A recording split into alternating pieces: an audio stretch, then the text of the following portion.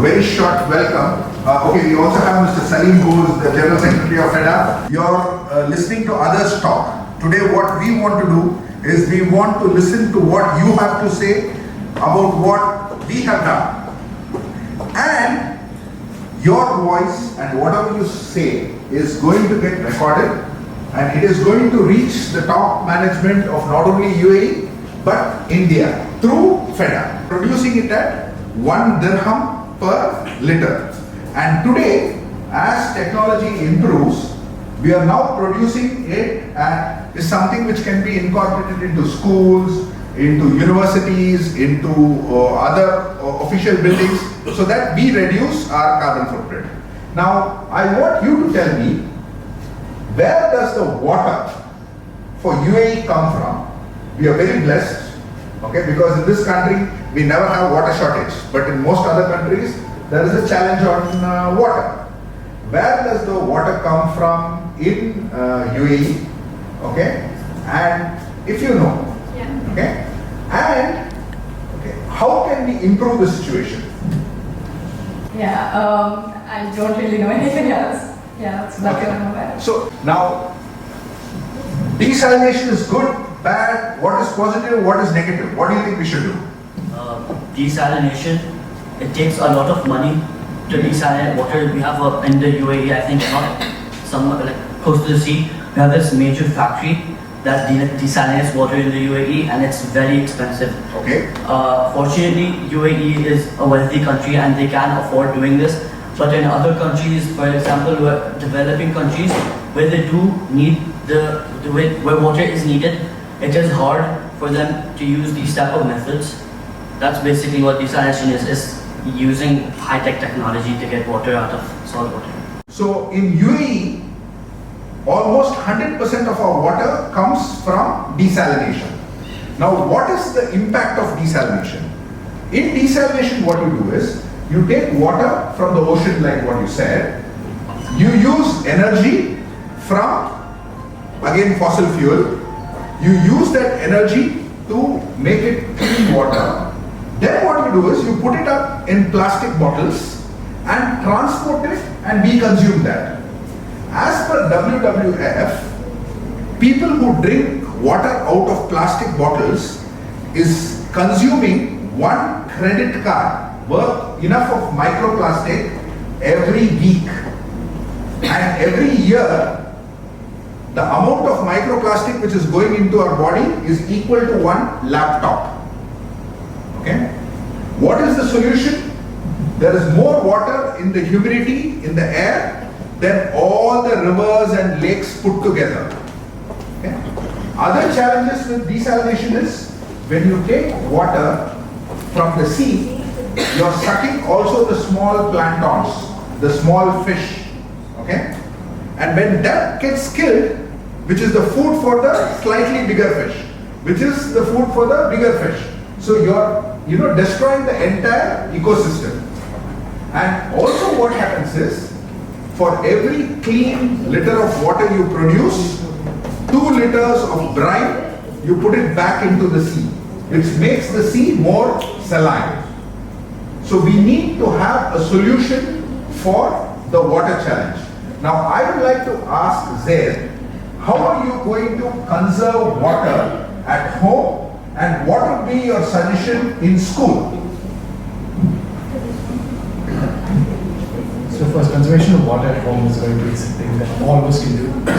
They can first, of course, the regular things like, for example, when you brushing your teeth, you can keep the tap off. Avoid use of showering is a very Don't shower.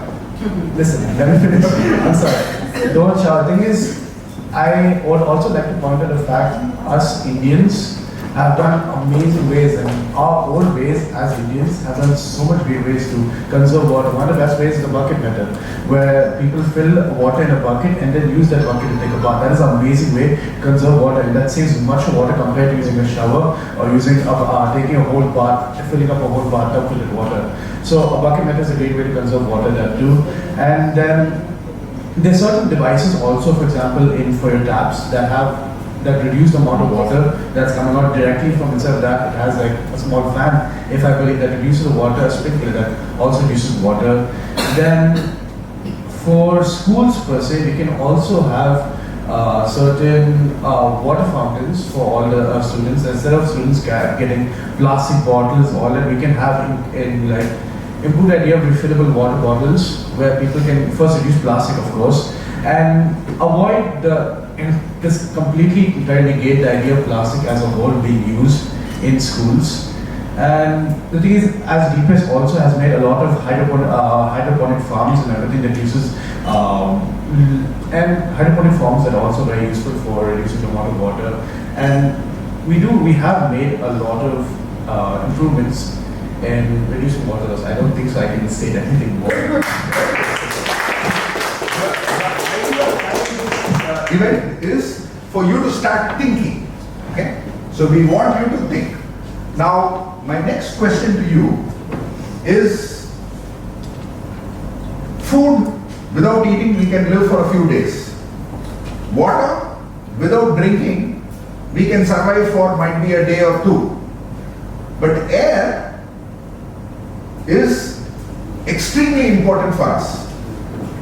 The pollution in the environment, okay, in major cities like Delhi, Shanghai, Beijing, London has become a major challenge, and to the extent that in Delhi last week I think they had to close down schools because of air quality. What is your feeling about air quality, and what do you think we should do to improve the air quality in UAE? So, according to the Net Zero Vision, UAE has already gone, their goal is to go from 23.5% to 31%, reducing carbon emissions and carbon dioxide fossil fuel. So, reducing air pollution is basically it is relied on industries and a lot of other things that it is out of control of our hands. Like only the government or other high politicians or someone else can control what goes inside the industry and how they pollute the air. So to be honest, I feel that it's not in our hands to control air pollution. We can reduce air pollution by using public transport and overall operational energy, which is the most dominant source of carbon fossil fuels and all of that sort. So instead of using operational energy, which is causing all of these air pollution and everything, we can switch to more sustainable energy methods, and I think that's all. Thank you very much for sharing your view. Now let me just give you, the audience, a perspective.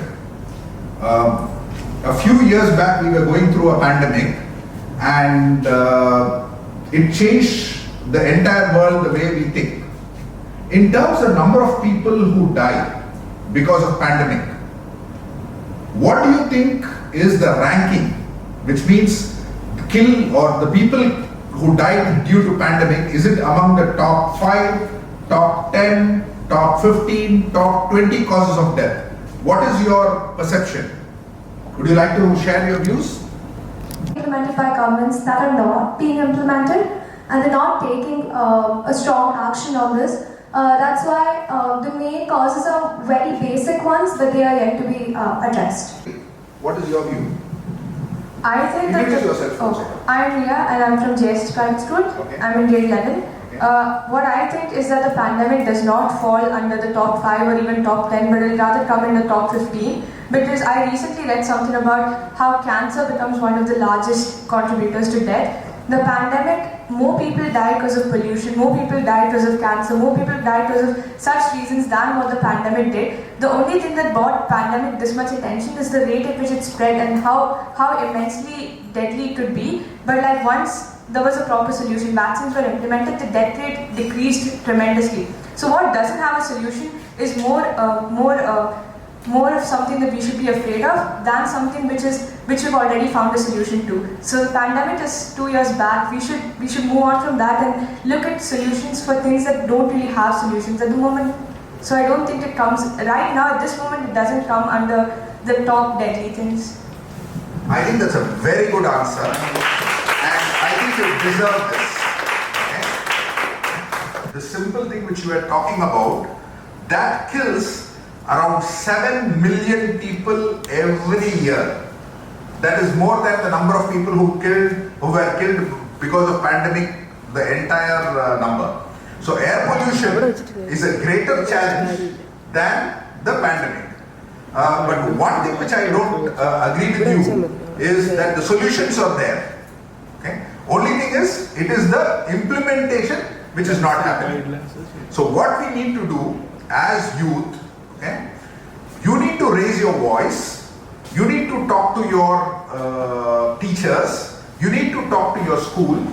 All of you need to get together, okay, create groups and focus on the issues like air quality, like water conservation, like energy and waste. Okay? So all these things are very important, and you're the people who will have to take the lead and take this thing forward. Now, I would like you to tell me on how you handle the challenge of waste. What do you know about waste? Food waste, all the waste which happens. So naturally, as humans, we produce a lot of waste. We produce a lot of waste every day. And currently, the waste is being handled by just dumping it into wastelands. But we have other solutions currently, like incinerators. But that is not sustainable. We need to look at more sustainable solutions to handle waste. Recycling is number one. And as technology is improving, recycling will definitely improve, and that is one thing we can count on. I would like to add something as well, something that JSS is doing. We've been collecting compostable waste from all of the students contribute compostable waste, and this is used for several science projects. So we go to different competitions like the stateside sustainability prize and things like that, and we try to make our solutions based on things that we already find in our school. So the students will bring in waste, compostable waste, and it will be used as manure for the school plants, or it's used for further like developments in competitions. Like for instance, we were also finalists last year for the Sheikhzad Sustainability Prize, where we used microalgae to create coupled bioreactors, and using that we were able to make algal cookies, and this will again eliminate the problem of malnourishment and things like that. And I'd like to add that the buildings are designed as such that we do not need to switch on the lights in any of the classrooms throughout the working day. So the architecture is such. There are a lot of other things I'm sure the youth are doing. Can I please ask a question? Sure. Yeah. We talked about waste, right? So there we can add a couple of types of waste: food waste, material waste, clothes, paper. There's a lot of waste, right? And it is increasing with the generation. So as youth, don't you believe it's on you to reduce that? You know, I mean, I feel I'm feeling to myself to be much older than you. And the previous generation, we wasted much less clothes. Fashion was much more friendly to the environment than it is now. We wasted much less food. Our food came from more organic sources than this. So what do you think? Are you impacting, in terms of waste, this generation impacting the earth more? And what do you think can be done or should be done? Wonderful. I think this is a very important question. I want all of you to give your views and your commitment. Like what she said, I still remember the new pair of clothes we used to get during festival, whether it was a Diwali or Ramadan or your birthday. Now, we just go shopping, buy 6 pairs of t-shirts and 4 pairs of jeans, whether there is a reason or not. Okay? So, how can we reduce waste? What is our commitment towards it? Okay? So, this is a question which is very important, and I want all of you, all the youth, okay, and this is one of the things which we did good. Okay? We didn't waste too much. And I'll just bring it to perspective. We spoke about water, we spoke about so many things, how it is interrelated. Let's take an apple. Do you know how many liters of water takes to produce one apple? Somebody raise your hand and give me a number. Open to all. Yeah. So I believe it was 10 liters. Okay, close. Anybody else?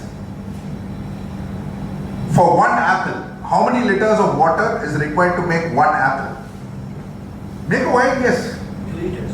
2 liters. 8.5. 15. Be a little more generous. 20. 20.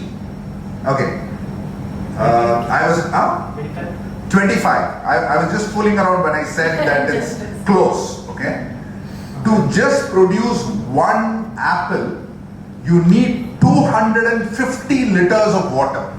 One apple. Okay. Just imagine the food waste which we are creating. How much food is wasted? Okay. So, shall we all together take a decision that we will not waste food? In the meantime, we have two eminent personalities with us. I'd like to invite Dr. Phil and Mr. Rob, who are from the Government of Wales, Respiratory Innovation Wales. And we spoke about air quality. They are the experts in air quality. Please come.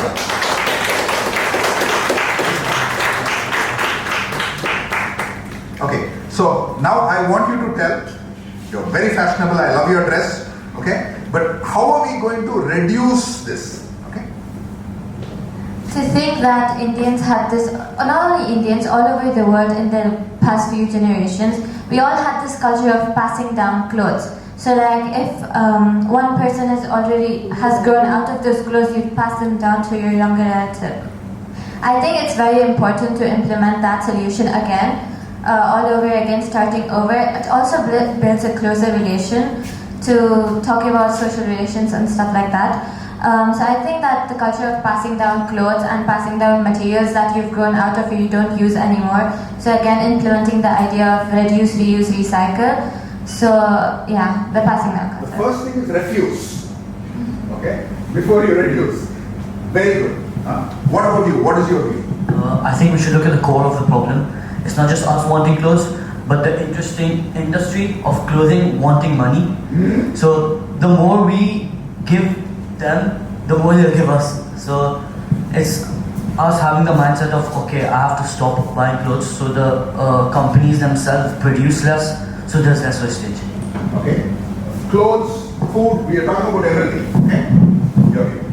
I think the concept of social media in itself is what's making us want to buy clothes, because all of these new trends that are coming in, they just want you to buy the next best thing, which to be honest, I don't agree with it, and I'm not someone who buys a lot of clothes, even if my parents ask me to, because I buy it when I really need it, and sometimes when I need it, I really don't have it, like for instance today, but to be honest, we can just understand that we should buy clothes only when we feel the need to buy clothes. Also, UAE is doing this amazing thing where they're having donation boxes outside all of our buildings, etc. There's one inside my building, in fact, where we donate clothes, good clothes that we think other people can use. In fact, our school also recently donated to the Red Crescent Foundation for the Gaza war and to help children. So we donated bed sheets and towels, clothes, etc. And that's some great initiative that we can still implement. Thank you. Pass on the mic. Yes. So my view is a bit contrarian to the rest of them. As my fellow panelists said, the industry has to compromise. Us as the consumers also have to compromise, because the current trends are certainly harmful for us. But as we're compromising, eventually we're going to have to, because it's causing a lot of harm, producing a lot of waste. As we're working towards that, we should also start working on the other end and thinking about how we can recycle, thinking about the technology of, so recently Adobe introduced this dress that can change patterns on the go. And if we have technology like that, maybe we won't need to buy new clothes. We can just have clothes that are digital, that they look different, we select what we look like. So we could go the technology way. So I would like to say that I completely agree with you. I would say that the youth definitely is at fault at buying new clothes, and I think it's all about a mindset change. So if we say about like the past, right, wastage was very less compared to now. how the youth is actually buying more clothes, or actually wasting food, or just simply doing things worse in general. So, you know how we are responsible for the future, right? So it's also the responsibility of the older generations to educate us about how to lead our future. So I would definitely say that yes, the youth is at fault, but it is all about the mindset change, and we ourselves as youth should be educated enough to know that we should not buy these many clothes, we should not waste food more, otherwise it will lead to our own demise. Yeah. So, as one of my fellow panelists said, social media is a huge issue with a lot of this wastage of food. But I feel nothing is inherently bad. It's all about whether it's used in the right hands.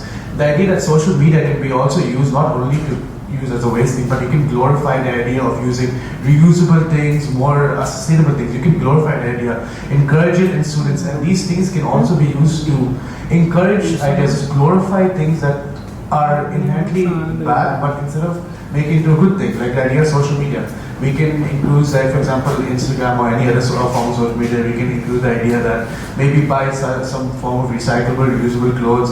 Encourage the idea how, again, one of my fellow panelists said, the idea of boxes. Encourage people to use those boxes. Social media as a whole and many other things can be used as a force of good, and can also be used, again, we have, as youth, I agree that we have made a mistake, and it is our fault of wasting a lot of clothes, not only clothes but food in general. But I feel that we have made steps to improve and have a more organic and more sustainable form. For example, organic food has been also included. The idea is, the whole problem, again to state it, is industries. Industries are only looking at the idea to create profits. They'll cut off anyway if it means to reduce quality. I think they'll cut off anyway for those profits. And because of that, we're using more fossil fuels because it's much cheaper compared to solar panels. But the idea is if you glorify, or if you're able to provide solar panels and other sustainable fuels in a cheaper method, we can encourage industries to do it as well. And I feel it's all about trying to make organic things, more sustainable things, more available to people, more available than alternate methods that are much more conducive to the environment and which will cause harm to the environment. So I think that's a very good observation. What I think Zaid was trying to say is that it has to be available and it has to be affordable.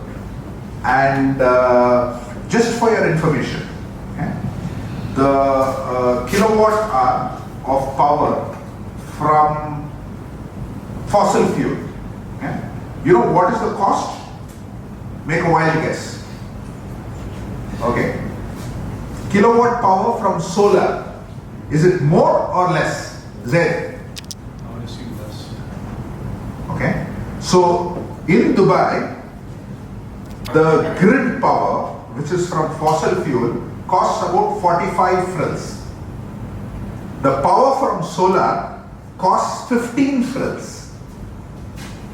Which is better? Okay. The challenge is in some states and some cities, like our neighbor Abu Dhabi, the fossil fuel is subsidized. So they pay 20 frills for the grid power. But actually, today the solar technology is gone so much in advance that it is more cost effective to use solar than grid power. This is the first observation. The second thing which I would like all of you to know in this forum is that it is always more cost effective to conserve energy than to produce energy. So assume that we have a leaking bucket, okay? You're putting more water into it. The leaks are there. The first thing what you need to do is arrest the leak. After that, you use solar. So the first step is to conserve, and then is to produce. Do we agree on this? Wonderful. And I had somebody in the audience who wanted to share some views.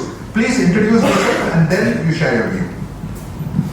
Rise and shine, everyone. I myself, Mohammed Munir. I'm from JSS Private School, grade 11. So, first of all, greetings to the respected moderator, panel, as well as to my fellow mates. Well, sir was just now telling, it takes 250 liters just to produce one apple. And we even was speaking about, sometimes we buy clothes, but we use it only once in a blue moon, in different scenarios. But I would like to comment specifically on the food wastage, which our generation specifically is prone to. Well, this current situation, the current dicey diplomatic situation in today's world, it has allowed me to realize how we should value food. People are just standing just for one pita bread. They are standing for 7 hours. And if they stand for 5 hours, they are thanking God. So that much dire situation is there in today's world. Well, to comment, how can we counter this situation of wasting food? Well, in my school, there is a group called as Pivotal Group. Now you all might be wondering, what is Pivotal Group exactly? So this group was formed a few years back to make a pivotal change in our lives. Not in this life of my schoolmates, but around the world. So we were able to develop a technique in which we were converting all the food waste into compost, and then we were able to extract the anions and cations that are the positive and negative charges to produce energy.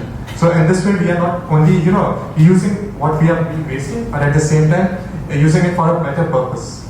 Wonderful. Yes. And I think you deserve this.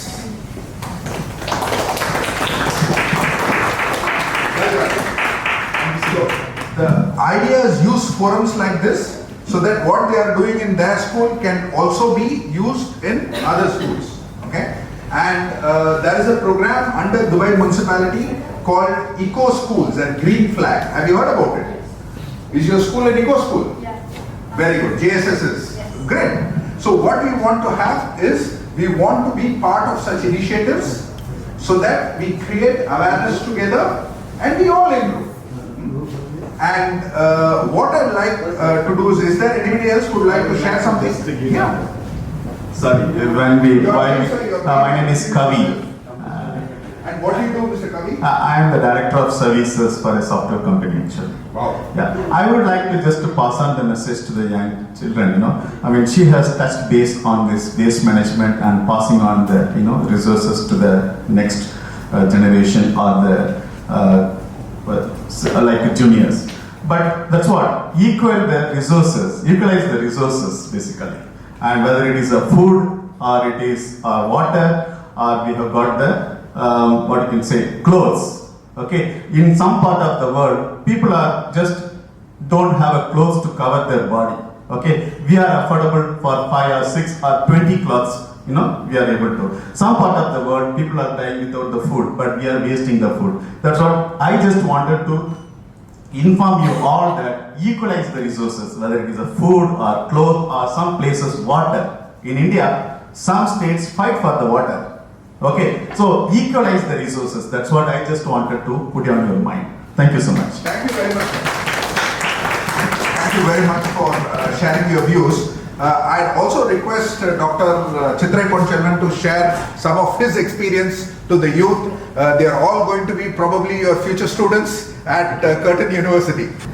To reach 1.5 degrees Celsius, we have less than 6 years left. The planet can absorb another 280 billion tons of carbon dioxide before the global warming hits 1.5 degrees Celsius. But every second, we are releasing from the entire planet 1.3 million kilograms of carbon dioxide, which is all going to the atmosphere and staying in the atmosphere for 50 to 200 years. That's the reason we are getting this global temperature.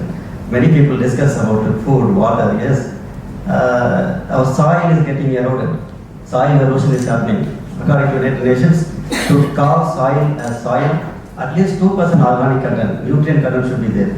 But today, for example, in India, more than 60% of India's soil, the organic content is 0.5% or less than that. We are on the verge of desertification. Soil erosion is happening. Sea level is rising. We are losing land because of climate change. Drought is happening.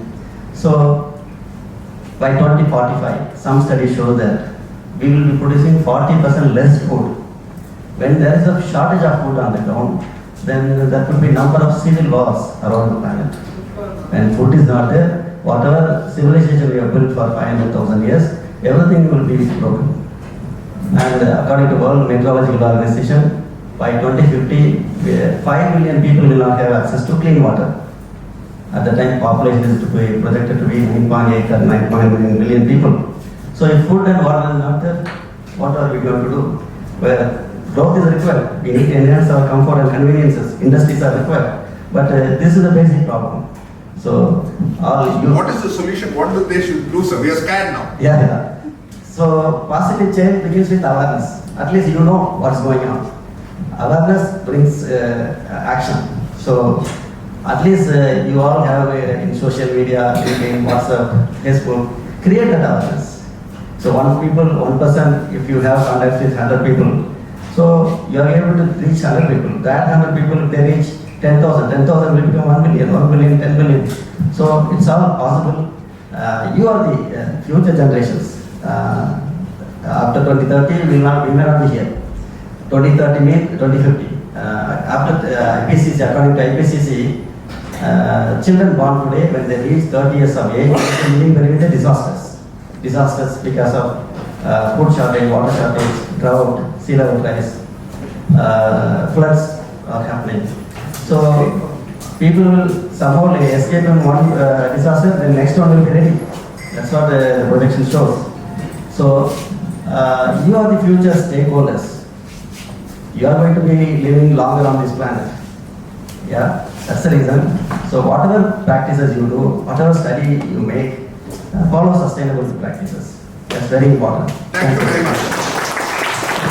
So the message is that we need to create a movement. It is not just enough if we are sustainable.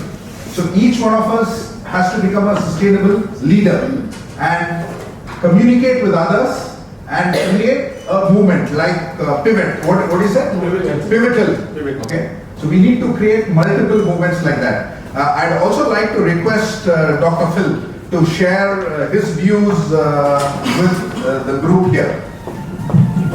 Thank you, Mr. Dunn. So these are my observations, right? As the next generation of curious minds, what you cannot accept is the way things are now. So you have to start demanding, why should it take 250 litres of water to produce one apple? How can we grow things without soil?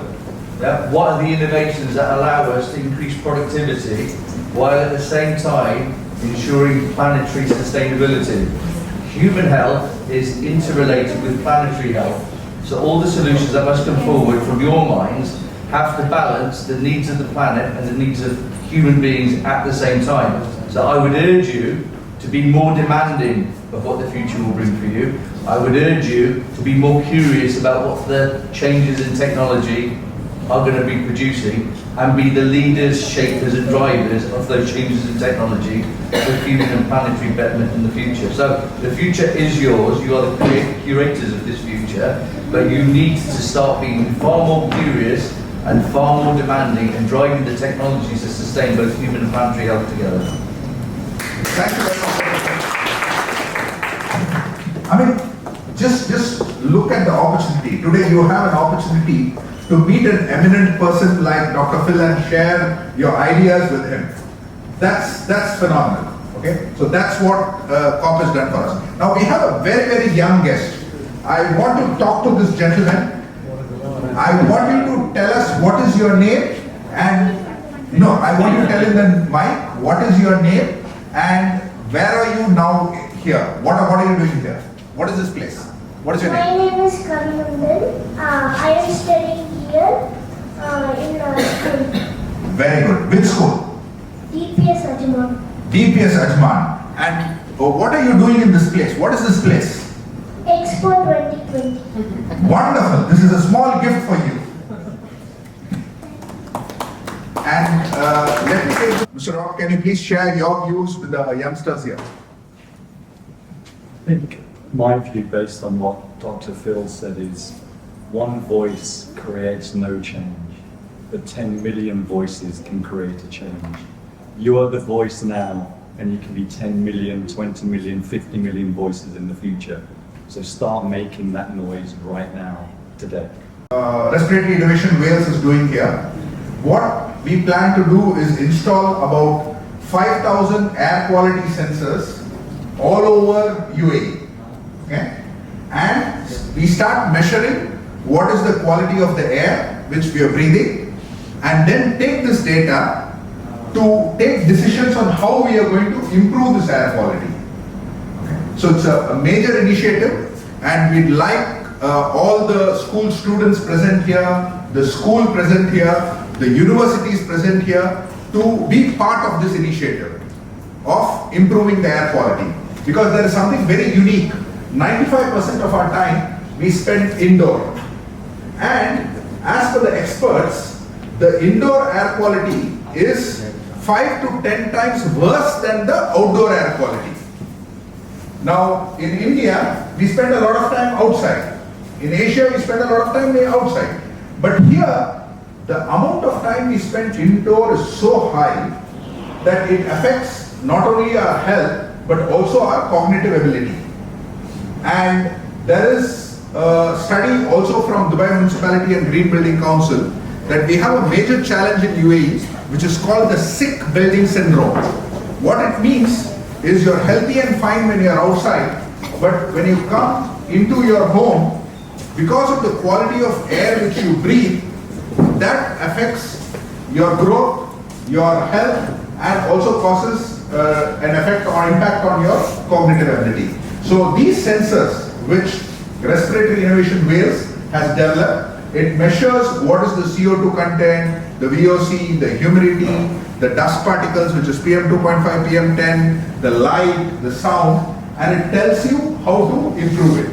So it's a wonderful initiative, and I think that we should all be part of this initiative. We also have here with us Mr. Kumar from Truckies. I'd like Mr. Kumar to tell us something about Truckies, what you do and what you're doing here in COP. I'm Kumar Raja, I'm from Truckies. I work for Sustainability Division for Civil Engineering in Truckies.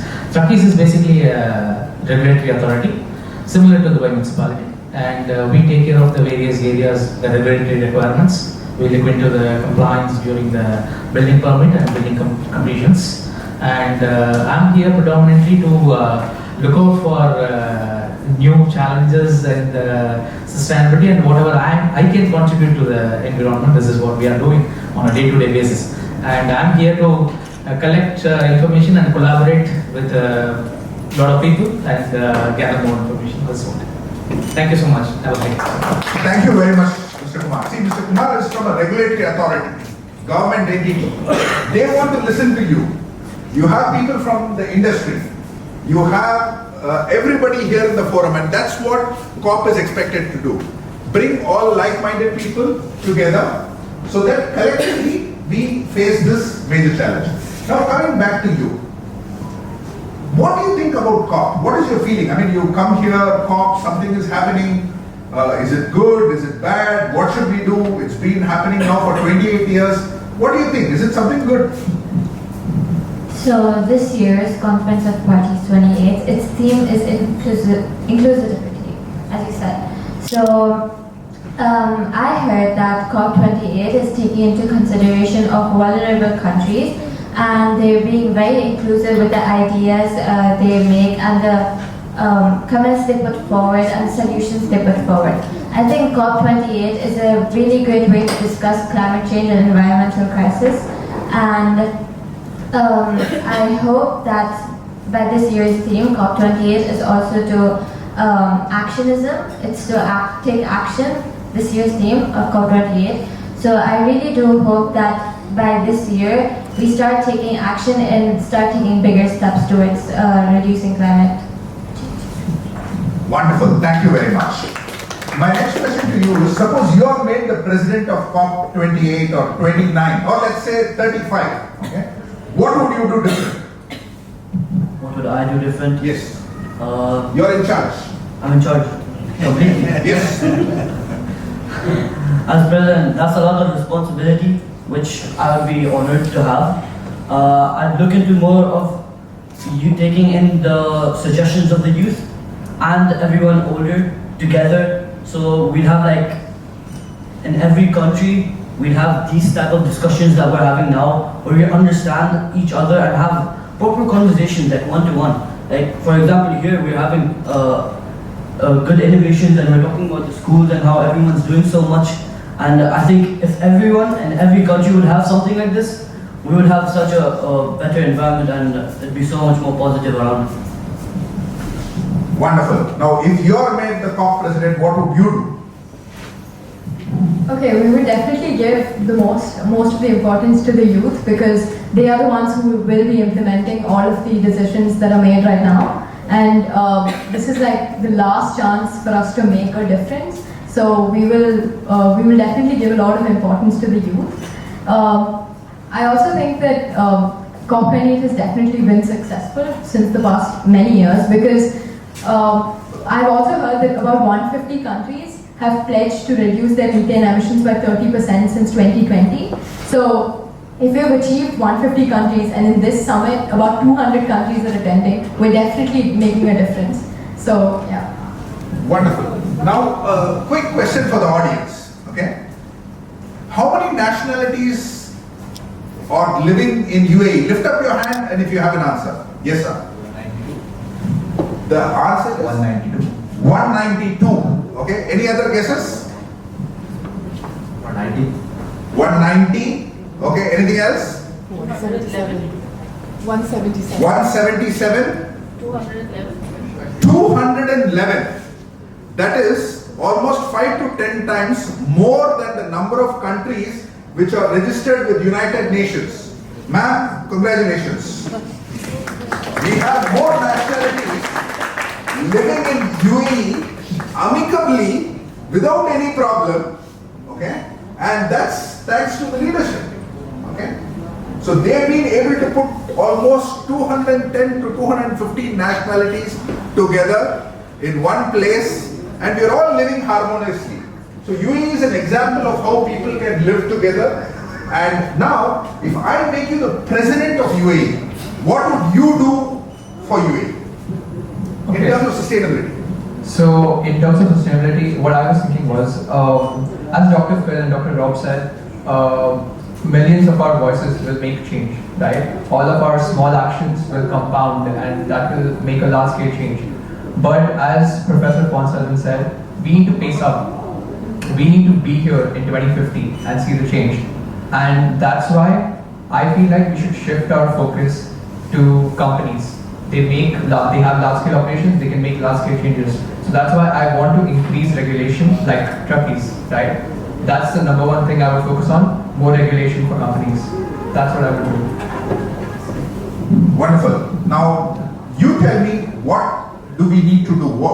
You've been here for the last 1 hour, you heard a lot of people speak. Has this changed your perspective? What do you think we should be doing differently? Or what do you think we should focus on in the way forward? Alright, so all this talk for the past 1 hour has been focusing around the youth, right? And it's all about what the youth can give for the future, what the youth can suggest.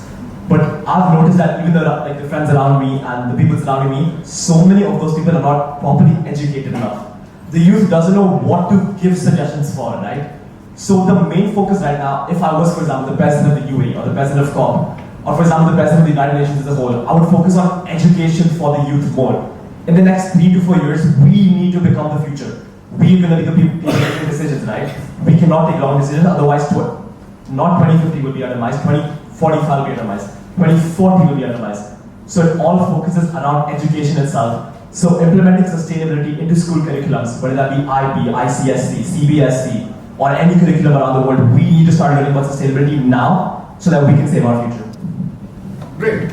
I think that's a very, very valid point, and it's very important that we focus on regulation, we focus on educating, providing the platform, okay, and explain to the future generations what are the things which we did right, what are the things which we did wrong, so that you can learn from our mistakes and not repeat them. Okay, Zaid, I give you the last word. Okay, what would you like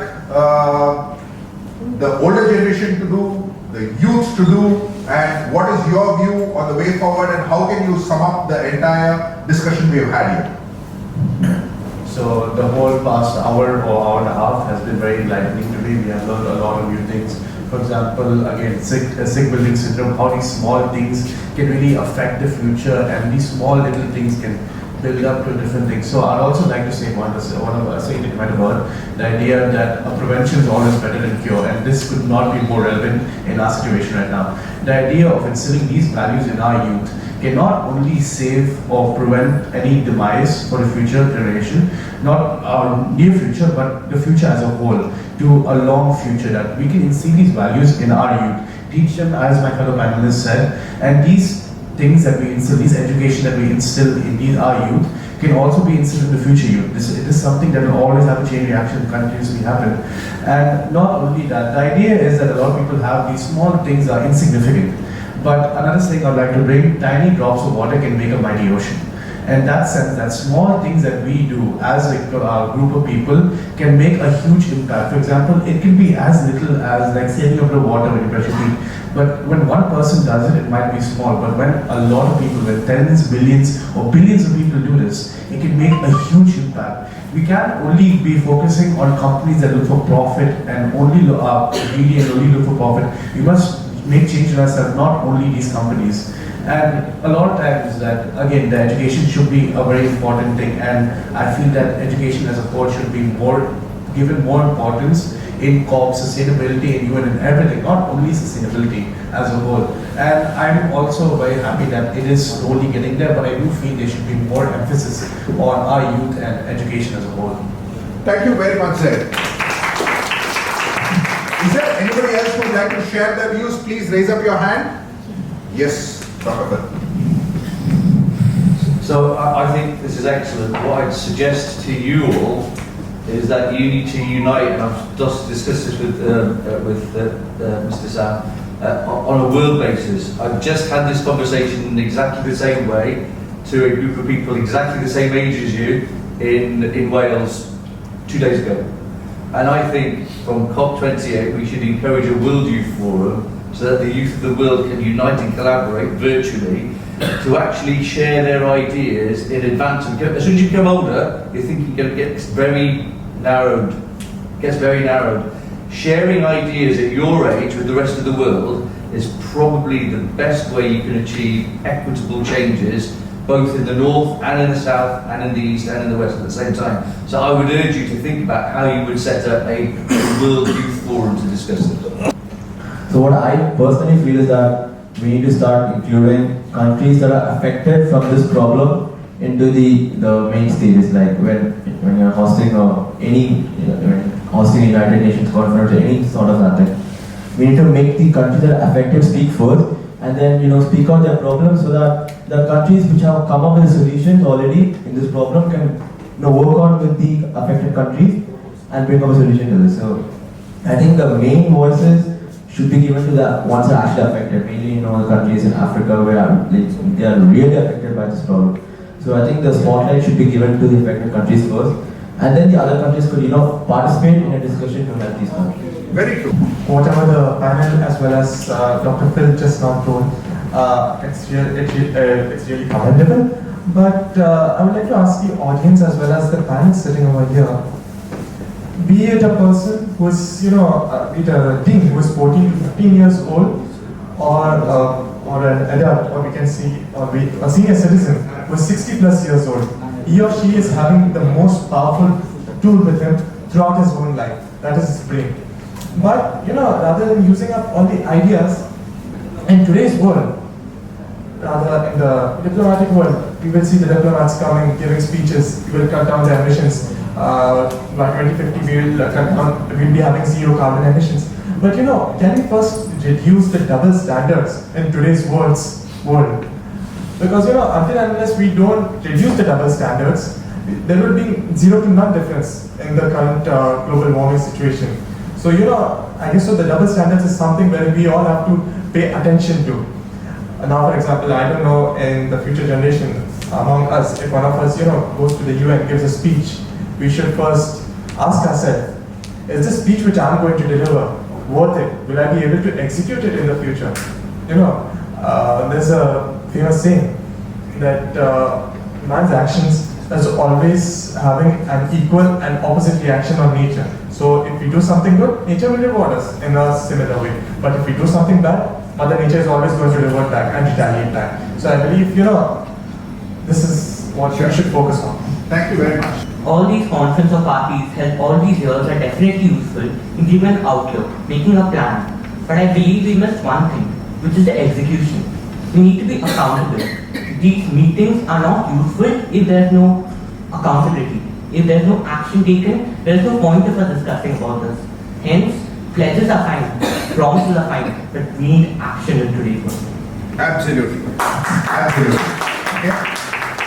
And it's a privilege to be at this moment in the middle of youth and education, which is, I think, probably the most valuable what we have right now. And a lot said, so not repeating, but everything and everyone, what's mentioned is valuable. What I would like to say is, we're talking about COP28 macro level, but I think the best thing that we can do, and it's already been mentioned, that we should start on micro level. On each one of us, being told to shut off the lights when we leave spaces, to use shorter showers, to use not plastic bottles to take your recyclable bottles for drinking water. Each one of us, if we keep on doing this, and I hope that the education battery which is sitting here to be educating their own youths and starting initiatives, and there are so many, and I'll just mention one coming from the Netherlands. We are a country of football unions. We have a lot of football communities, and there is now a full movement going on in these communities, and we have about 600 of them, and everyone knows, either themselves or someone who is part of a football community, to go green and to go sustainable. And then they have competitions within those football communities to see who's the best one. So all of a sudden, the entire nation is now competing to be sustainable. And that's just one example, but there is so much that you, as innovation or technology users, could do. So I think the responsibility is not on the seniors or the juniors or the coming ones, it's on us. All eyes on us, and we only got one planet. Thank you. Yes, ma'am. The question was asked, what would you do if you were the president of the UAE? I would direct the education department just as a solution, an addition to what? We have a few subjects which are compulsory, the ministry subjects. Why not add natural economy or environmental science to those? I am very, very involved and a big part of the environmental, community to learn more and to do more around me. And that comes from my education, my schooling, where I learned this. So I think if that worked on me as a whole, it would work as well. And if it is compulsory, then there is the education and there is, the small things that ma'am mentioned, that will automatically come because you're learning about it. And then you will teach your peers, your parents, your families, and I think that little change can mount to a much bigger impact. One thing that nobody's talked about at all, and it is an issue, is the global sharing of data for transparency. Right? So if you are going to enact the things that you want to enact from the youth of today on a world forum, one thing that I think you should advocate for is to have a central repository of global data that's kept, that's maintained to a standard that allows you in the future to start making decisions and then use technology to try and optimize the best decisions that you can make, not only for yourselves locally and in your countries, but for the whole world. We need a world model to be supplied with data to work out what the best things are, not just for where we live in the south or where we live in the north, but for everyone. And at the moment, that world data sharing does not exist. 1 kilometer, 1,500 kilometers, 1.5 kilometers, you used to get good quality minerals. But today we need to go 5 kilometers, 6 kilometers down. Going down is energy intensive process, and that requires a diesel generator. We cannot do mining right in the center of the city. Mining activities will happen only in the remote locations.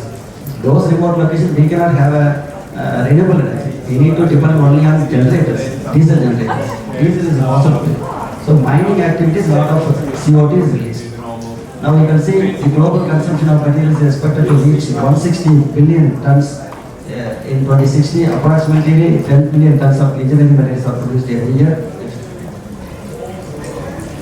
Sand and gravel, they are the most extracted materials in the world after water, because population is growing, construction industries are going on, industries are growing. So we need sand and gravel, therefore they are the most extracted material. Cotton is required for textile industries. Next. You can see the demand for the sand is increasing every year, as well as the price of sand also is increasing. Next. Air is not considered as a resource because it is abundantly available. The problem is air pollution because of the greenhouse gas emission. Next, please. Yes. Do you know this place? This is the capital city of India.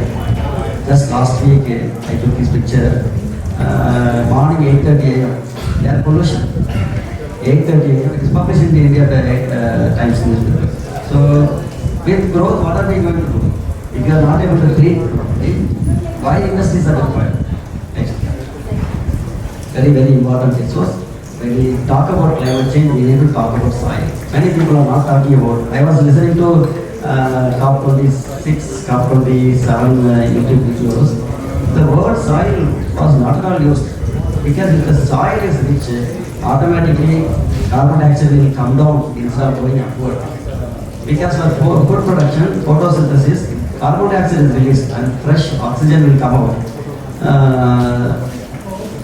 Soil is becoming sand. Soil is becoming sand. What is the difference between soil and sand? If there is no organic content or nutrient content in the soil, then we call that as a sand. According to United Nations, to call soil as soil, at least 2% organic content should be there. Normal agriculture soil, 3% organic content is required. If you go to the rainforest, 60-70% organic content will be there. But for example, in India, more than 60% of India's soil, the organic content is 0.5% or less than that. We are on the verge of desertification. Soil erosion is happening. Because of sea level rise, we are losing land. We are losing agricultural land. So by 2040, some studies show that we will be producing less food, 40% less food. I can give the evidences here. You can read that. 40% less food. So if there is a shortage of food in the ground, then there could be number of civil wars around the planet. That's what these researchers, scientists are projecting. And if there is a shortage of food on the ground, whatever civilization we have built for 500,000 years, everything will break down, everything will collapse. This is the reality that has happened many times in our history, and once again it is being projected by the top researchers in the world. If the soil is not rich, we will have to apply more chemical fertilizers. When you apply more chemical fertilizers, more nitrous oxide will be released. We already discussed nitrous oxide is 265 times more powerful greenhouse gas. Soil is a habitat upon which zillions of lives thrive. Because of that thriving life, only we grow food, plants, trees. If we take a handful of soil, then 5 to 7 billion microorganisms are there in the soil. Because of that only, because of that thriving life, we are able to generate food. We call mother soil. In Tamil language, we call soil. Why we call mother soil? Because we cannot live with an inert mother. We cannot live with a dead mother. Soil is not a property. Soil is a legacy that we have received from our previous generations, and we have to pass it on as a living soil to our future generations. If the soil is rich, as we discussed, climate change could be easily reversed because for food production agriculture, carbon dioxide is required downward for the soil. So all the carbon dioxide will be captured. And if the soil is the largest water soak on the planet, the soil is rich, water is always there. If the soil is rich, trees, plants can grow, so there is no air pollution. If the soil is rich, we need not import, export, food production will happen locally, so we can save energy, we can fix energy. So if the soil is fixed, we can fix climate change, we can fix air, we can fix water, we can fix energy, we can have a healthy food, because food production will happen locally. We need not do any packaging, we need not add chemical preservatives in the food. Therefore, health issues are fixed. If this is not fixed, nothing else is, if we cannot fix this, there will be nothing to fix after some time. Therefore, our focus should become soil. If the soil is taken care of, everything else will be taken care of.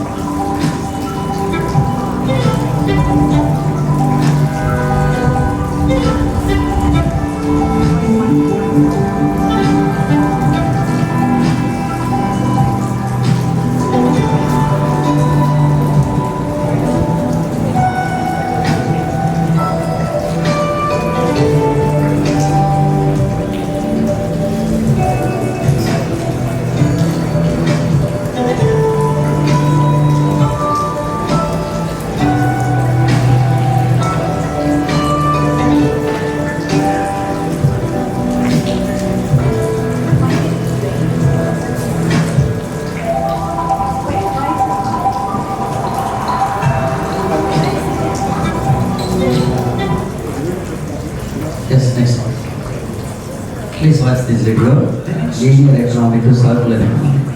Food waste. In the living world, there's no lack. Spare materials flow. One species waste is another's food. Energy is provided by the sun, things grow, then die, and nutrients return to the soil safely. And it works. Yet as humans, we've adopted the linear approach. We take it, we make it, we dispose. The new phone comes out, so we ditch the old one. Our washing machine packs up, so we buy another. Each time we do this, we're eating into a finite supply of resources and often producing toxic waste. It simply can't work. So it can. If we accept that the living world's cyclical model works, why change our way of thinking so that we too operate a circular economy? Let's start with the language of cycle. How can our waste build capital rather than reduce it?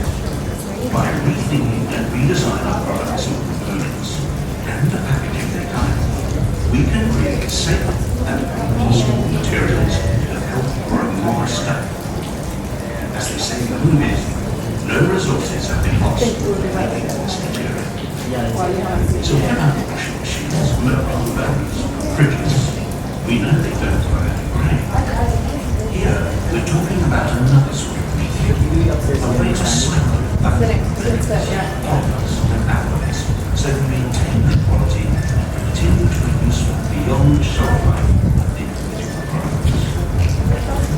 If the goods today became the resources tomorrow, it makes commercial sense.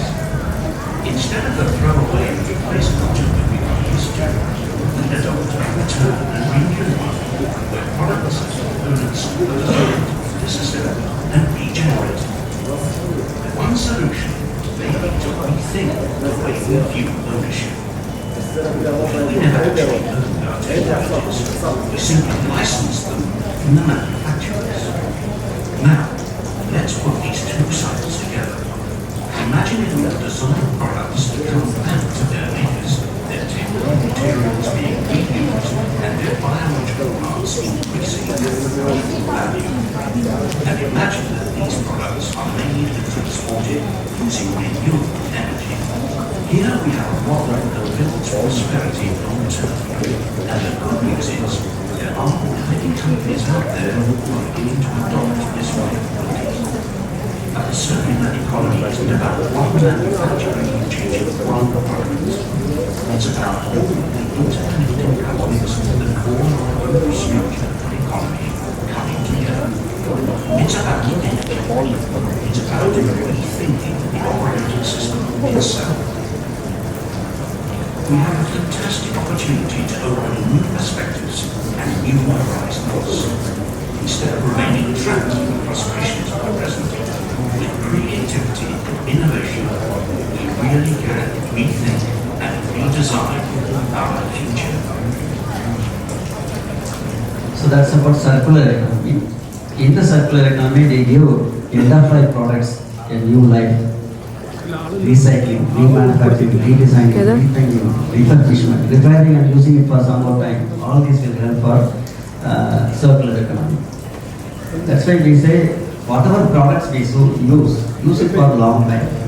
For example, mobile phone, they use for 3 months, 4 months and throw it away, go for the new one. When it goes to the landfill, it occupies land.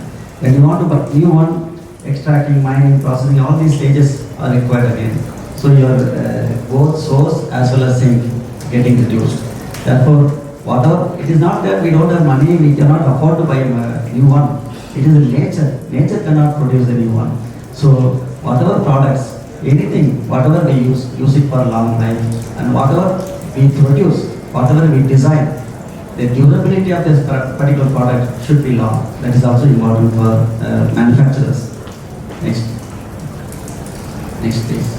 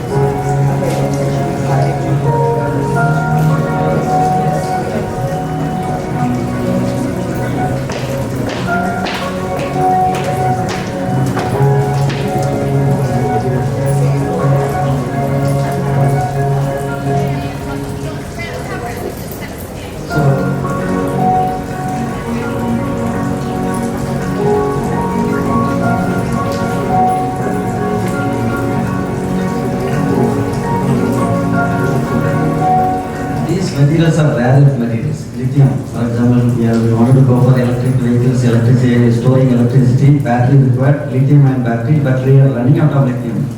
We are running out of silicon. We are running out of steel, for example. Steel, imagine steel is not there, how the construction industry will go.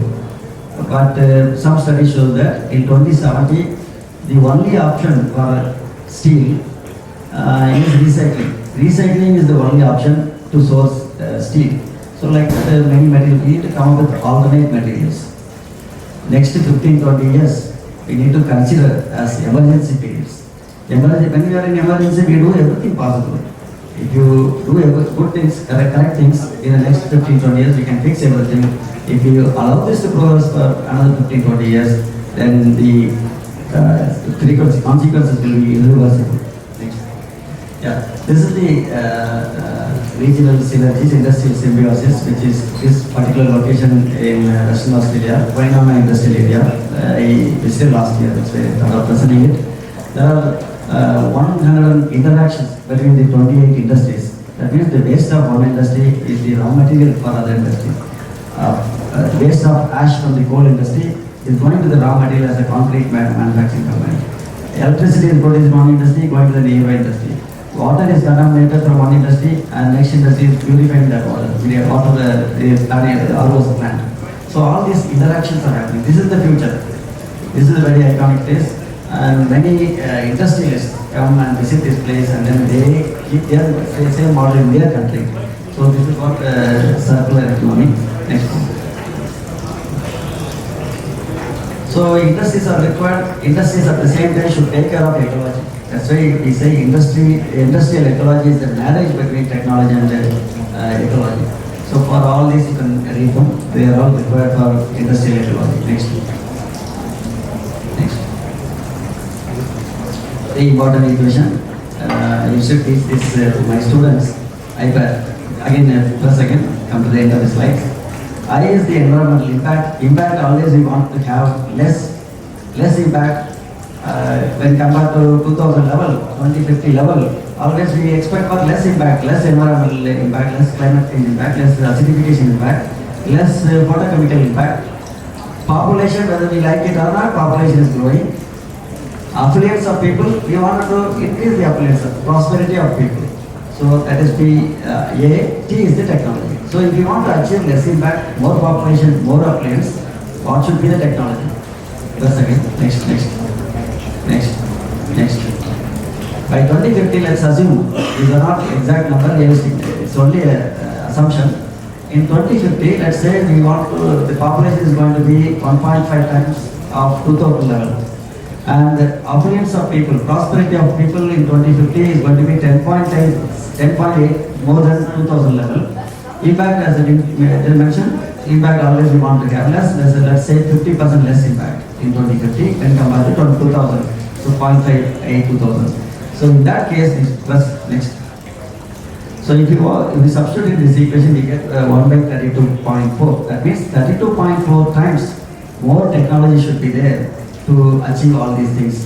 More energy conservation techniques, more water conservation techniques, management practices, pollution control technologies, all these are very important to achieve these things. Next. Thank you for listening. Very important topic. If you love future generation, if you love our children and their children, then we need to act very quickly. Otherwise, nature will go it in a cruel way. Whatever job we do, whatever courses you study, follow sustainability practices. Let us not create unnecessary torture to Mother Nature. Think about the sustainability thing. That's very important. Those, at least students are here. For the younger generation particularly, if you do these kind of courses, this kind of research work, then you will be the leaders, because the work is completely moving into sustainable work. I wish you all the best. Thank you. Thank you. Instead of sitting inside an air-conditioned room, breathing polluted air. So this is the reason F.E.D.A chose to have this event in this location. And right now I'd like to invite Mr. Salim, the General Secretary of F.E.D.A, to come and invite our next guest speaker, who has come all the way from UK to speak to us. Mr. Salim, can you please invite? Hi everybody, we are welcoming our Mr. Ajit to our next presentation. See, if there is a patient who is like, doesn't have so much of connectivity towards the, this gadgets, then how will you treat him? How will somebody we treat gives a call to you, says that he has some cancer, maybe fever, general fever. If he just calls you and tells you that I don't have this headache of gadgets, so I can't connect with you, what is the solution for it? Okay, so what I can understand, this is only for the elite public, what you're doing. I wouldn't say it's an elite public, because the thing is, see, do you mean to say that the person who's not elite is not going and getting treated? The sources what you have mentioned here. It is like not going to the hospital, not overcrowding, not going to the ambulances, not reaching to the spot, but even getting treated while at home, right? You need gadgets for It is that. not getting treated while at home. I would say it's like, for example, you won't be able to treat until it's a care facility at home. But monitoring is possible when they are at home. Because what happens is like, usually a healthcare is a reactive way of treatment. Anyone who goes and checks a proactive way, only a master health checkup you do. What happens is like, I have a pain, I go to a doctor. If I have a fever, I go to a doctor. But that's not the case for the people who are not in the best of their health. For example, if somebody is being in a treatment, or if somebody is being like, if you know a COPD patient has to be monitored. One of the things is like they have a respiratory issue and they're not going to have the same vitamins as other patients. So it's not for a general public who's been in a better health. It's for the people who are not in a better health. And it's been a continuation of treatment. That's my answer. Yeah. Not for general public. General public is not required. You need to vary. You need to wear a gadget. Because what happens is like, if a patient is in ICU, the patient will be connected to almost like 10 to 12 medical devices. And you need to note down every vitals, every 4 hours, every 6 hours, or every hour, depending on the criticality of the patient.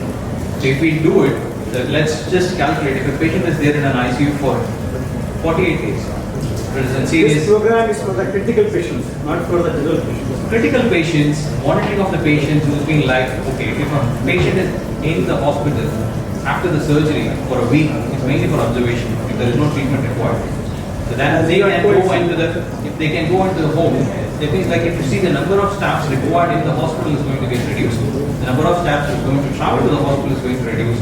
And also like the number of PPs that they use in the environment is going to get reduced. The number of papers and records are going to get reduced. You mean to data share, connecting everything to the cloud. Connecting everything to the cloud, yeah. We won't be compromising the patient's details there. It's an encrypted data. Okay, then it's like it's not going to Even be individually. Encrypted data saved individually. Saved individually. Everything goes into the specific patient record. It's not going to be in general available information. And we are speaking of, okay, everybody is like, who is not wearing an Apple Watch nowadays? Many are not wearing, I'm not wearing. Okay, so it's like if you see, it's a data publicly available, but it's encrypted. Not anyone and everyone can go and take it. There are Even that has been compromised. I'm not saying it's been compromised. It is still being a better way of having a connected health. Because do you know how many of hospitals still have a connected health? And they share the transmission is like, I don't want to name certain hospitals, but there are hospitals, those who have got hospitals, different regions, they connect it and they share the information now, and it's been over internet. And that becomes a boon to all the insurance companies, right? What? Data sharing. Data sharing is like, see, for example, nobody is going to share vital information to anyone outside. Not saying is like, there are GDPR compliance even for your web browsing. It is not something is like, you cannot speak on behalf of countries that's developing on the privacy. But there are countries concerning a lot about privacy.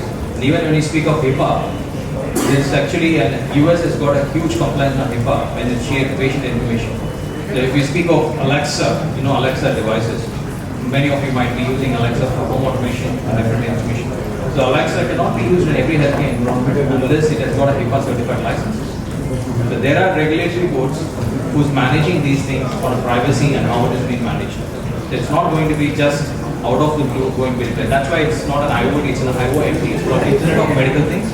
when you go for Internet of Medical Things, you need to get approval from different bodies in every country. This is available globally. How many countries? It is still kind of an early stage. I'm just working as a startup. It's going This is in UK. It's actually I'm living in UK. So it's not been a product ready yet. It's under the development.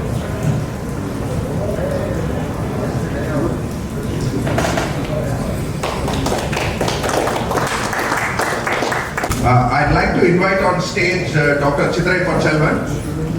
He's extremely busy. Thank you very much, sir, for coming and gracing this occasion with your presence and sharing your knowledge.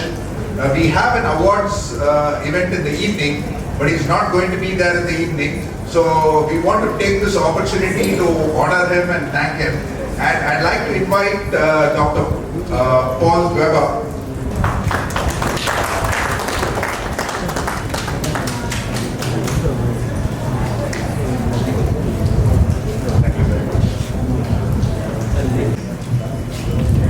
I became the member of F.E.D.A. I would encourage you to be a member. So we are doing a lot of activities related to sustainability, climate change. I strongly recommend everyone to be